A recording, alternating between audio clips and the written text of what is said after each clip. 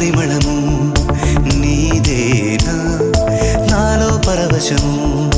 నిజమేనా బొండు మల్లి పువ్వు కన్నా తేలికగు నీ సోకు రెండు కళ్ళు మూసుకున్నా లాగు మరి నీ వైపు సొగసును చూసి పాడగాయలా కనులకు మాట రాదుగా అలా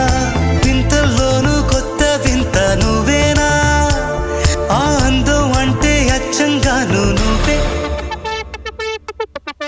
ఏ చిలిపి కళ్ళు